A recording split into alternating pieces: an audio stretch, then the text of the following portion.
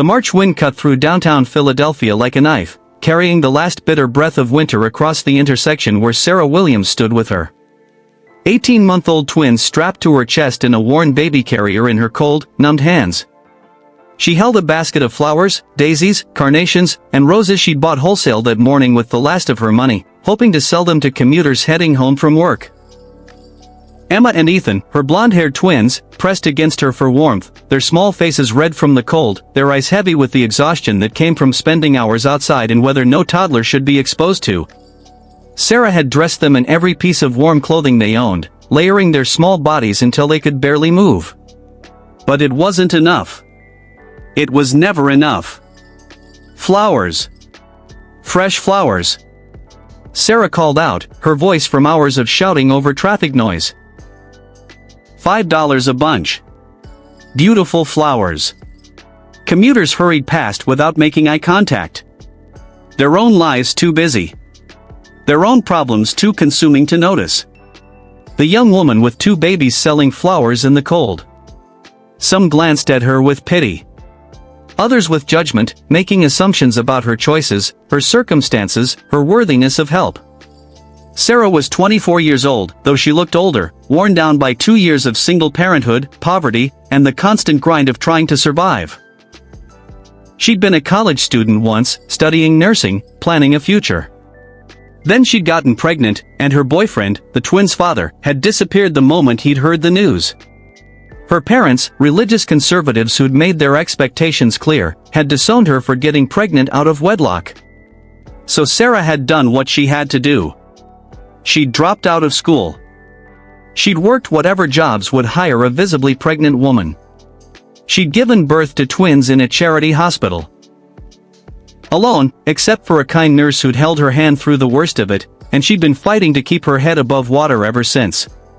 Daycare for twins cost more than she could earn at minimum wage jobs. The waiting list for subsidized childcare was 2 years long. Family support didn't exist. Government assistance covered some expenses, but never enough. And the bureaucracy was a nightmare to navigate while caring for 2 infants. So Sarah had gotten creative. She'd learned she could buy flowers wholesale and sell them at intersections during rush hour. On a good day, she could make $50 or $60, enough for diapers, formula, the cheapest groceries. On bad days, she made nothing and went home to their tiny studio, apartment with unsold flowers wilting in her basket, and no money for dinner. Today was shaping up to be a bad day.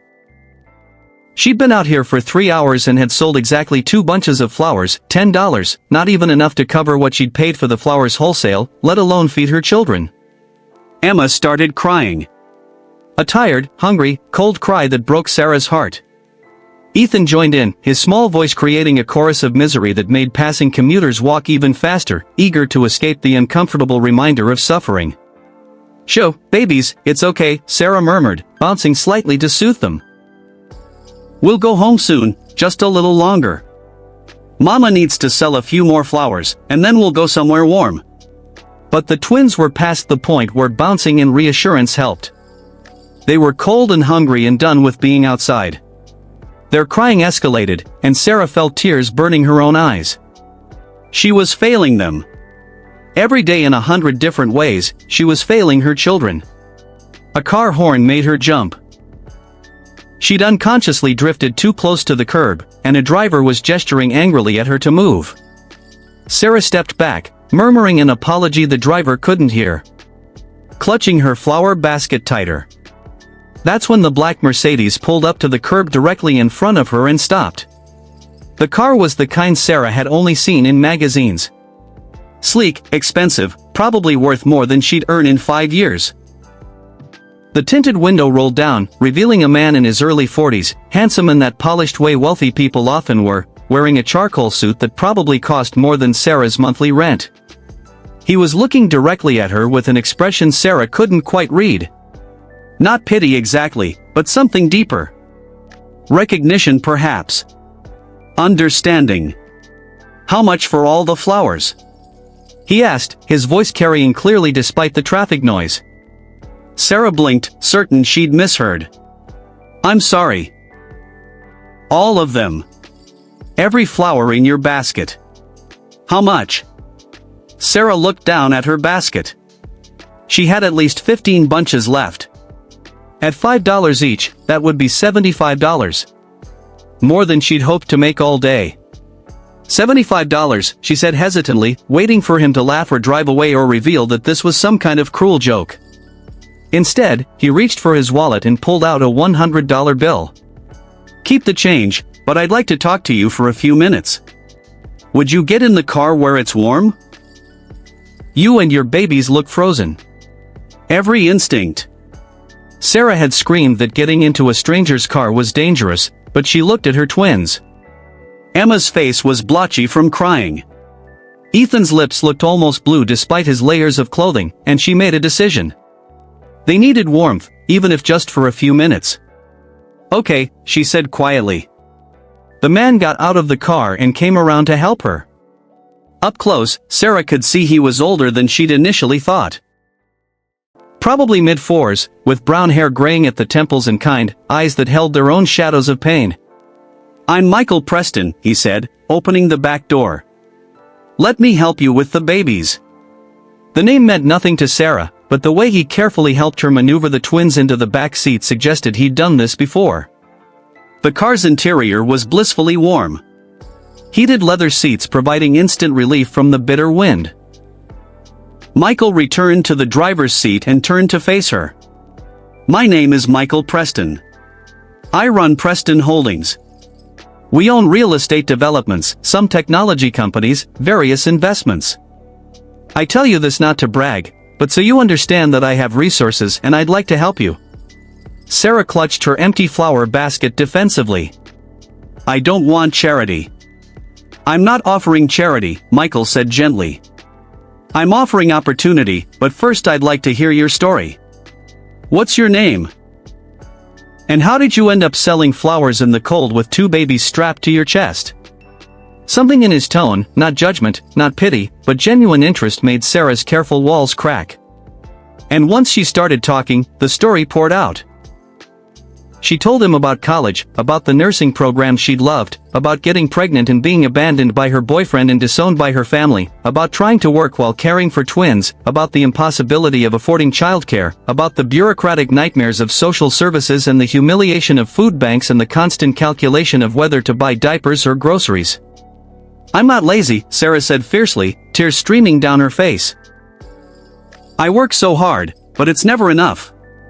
The system is designed for failure. If I get a job that pays better, I lose assistance. If I work full-time, childcare costs more than I earn. If I go back to school, I can't work enough hours to pay rent. Every door I try leads nowhere, and meanwhile, my babies are suffering because I can't give them what they need. Michael listened without interrupting, his expression growing more serious as Sarah talked. When she finished, he was quiet for a long moment. 22 years ago, he finally said, I was standing on a street corner not far from here. Not with babies, but with a cardboard sign asking for help. I'd lost everything. My job, my apartment, my savings. I was 3 days from becoming completely homeless. Sarah stared at him, unable to reconcile this wealthy man and his expensive car with the image of homelessness. A woman stopped her car and offered me a job. Michael continued, not charity, a job. She owned a cleaning company and needed someone to clean office buildings at night. It was minimum wage, hard work, and I was overqualified. I had an MBA for God's sake. But I took it because I needed to survive. He paused. That woman was named Dorothy Chin. She didn't just give me a job. She mentored me. She introduced me to people in her network. She encouraged me to start my own business. She lent me seed money when I had a promising idea. And when I succeeded, she refused repayment. She said, pass it forward. When you see someone struggling the way you struggled, help them the way I helped you. Where is she now? Sarah asked softly. She died 5 years ago, Michael said, his voice thick with emotion. Cancer. But before she died, she made me promise to honor our agreement, to pass it forward. I've tried to do that through various foundations and programs, but honestly, those feel impersonal. This meeting someone directly, helping in a way that's immediate and meaningful. This is what Dorothy would have wanted. He pulled a business card from his wallet and handed it to Sarah. Here's what I'm proposing. Preston Holdings has an on-site daycare center for employees' children. It's subsidized, high quality, and there are currently openings. I can get your twins enrolled immediately.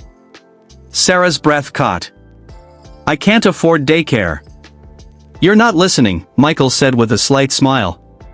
I said, subsidized. You'd pay on a sliding scale based on income. For someone in your situation, it would be essentially free until you're earning enough to contribute. But I'm not an employee, Sarah protested. Not yet, Michael agreed. But you were studying nursing, correct? We have a medical clinic on site that serves our employees. It's run by a nurse practitioner who's been telling me for months that she needs an assistant. The position requires someone to schedule appointments, handle basic first aid, keep records, stock supplies. It doesn't require a nursing degree, just someone smart, reliable, and interested in healthcare.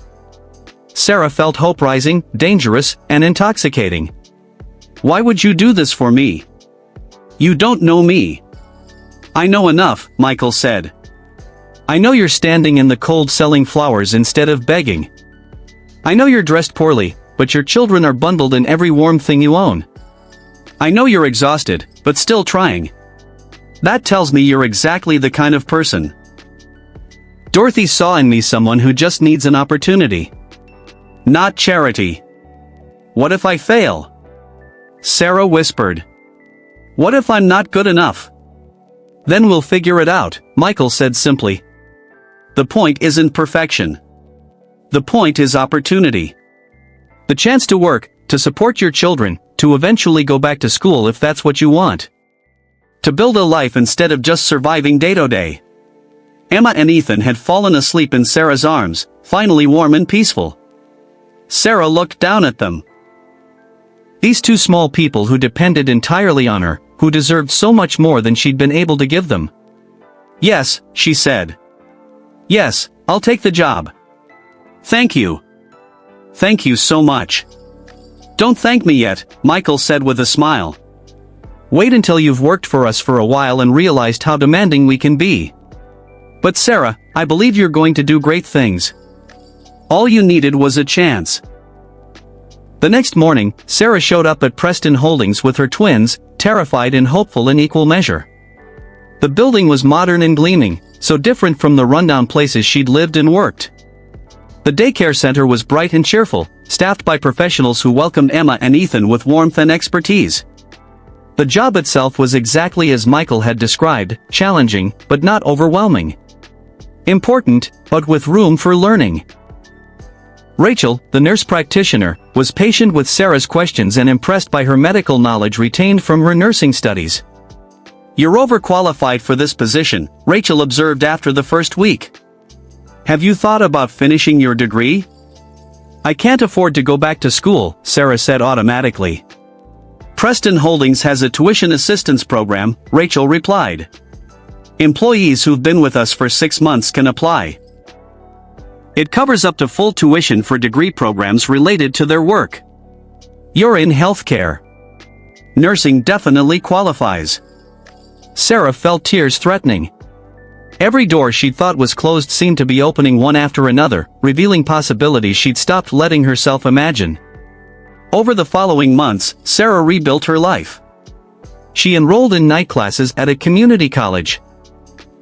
Working toward her nursing degree, Emma and Ethan thrived in daycare, hitting developmental milestones.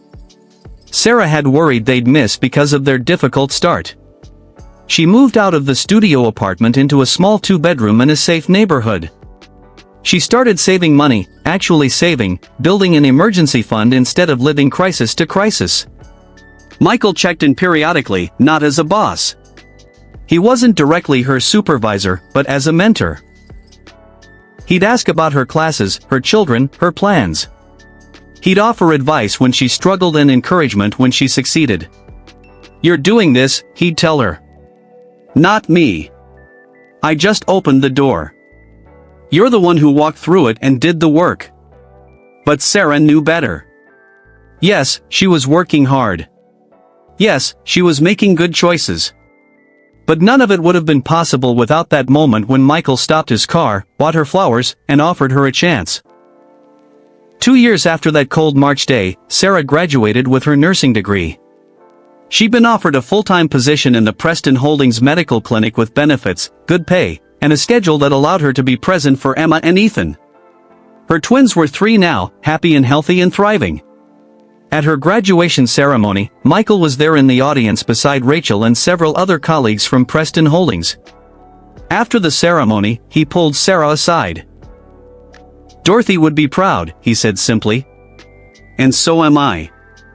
You've worked incredibly hard to get here." "I couldn't have done it without you," Sarah said. "Michael, you saved us. My children would have had such a different, harder life if you hadn't stopped that day. Or you would have found another way." Michael replied, "Because that's who you are. Someone who survives, who persists, who fights for her children. I just made the fighting a little less impossible." He paused.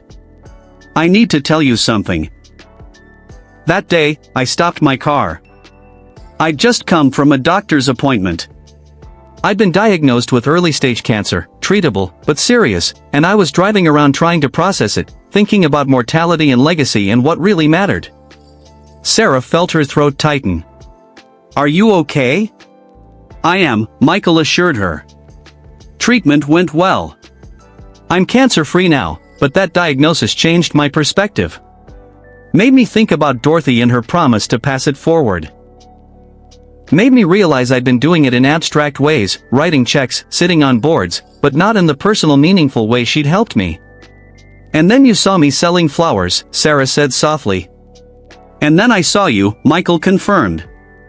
A young mother clearly struggling, but still trying. Not begging, not giving up, but selling flowers in the cold to feed her babies.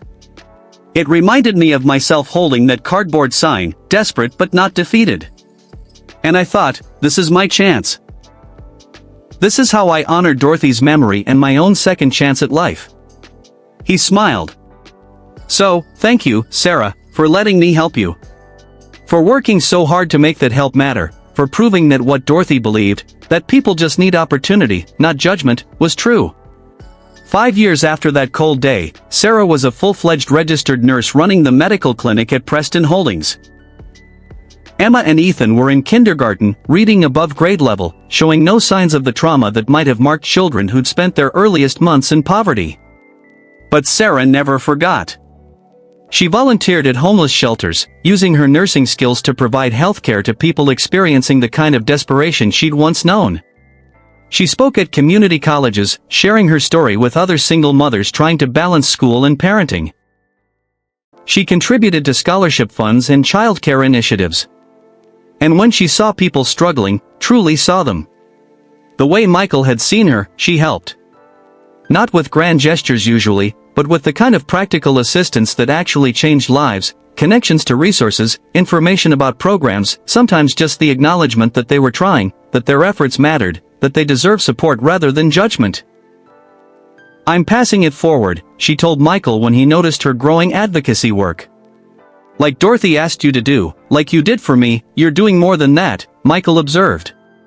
"You're using your lived experience to help in ways I never could. You understand what it's like to be judged while selling flowers in the cold. That's powerful." 10 years after that cold March day, Sarah stood at an intersection downtown, the same intersection where she'd once sold flowers. But this time, she wasn't selling anything. She was distributing information about a new program she'd helped develop through Preston Holdings. Comprehensive support for single parents, subsidized childcare, job training, tuition assistance, healthcare, and mentorship. A young woman approached hesitantly, a toddler on her hip, her clothes worn and her eyes tired. "Is this real?" she asked, looking at the flyer Sarah had handed her. "Or is it one of those things where they promise help, but there are so many requirements you can never actually qualify?" "It's real," Sarah promised. "I know because I've been where you are. 10 years ago, I was standing on this exact corner selling flowers with my twin babies strapped to my chest, freezing and desperate and out of options. Someone helped me and now I help others. That's how it works. The young woman's eyes filled with tears.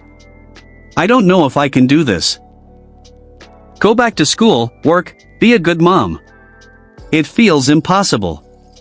It is impossible to do alone. Sarah agreed. That's why you're not going to do it alone. You're going to let us help you the way someone helped me. And someday when you're on your feet, you'll help someone else. That's the promise I'm asking you to make. Not to pay me back, but to pay it forward. I promise. The woman whispered.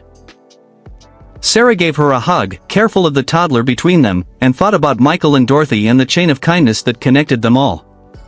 One person helping another who helped another, creating ripples of change that spread farther than any single person could imagine. That evening, Sarah returned home to her small house. Not fancy, but safe and warm and filled with the sounds of her children doing homework and arguing about whose turn it was to set the table. Emma was 10 now, already talking about becoming a doctor. Ethan wanted to be a teacher. Both of them had grown up. Hearing the story of the cold day when a billionaire stopped his car and changed their lives. Mom, Emma said over dinner, there's a kid in my class whose family is really struggling. Her dad lost his job and they might lose their house. Can we help them?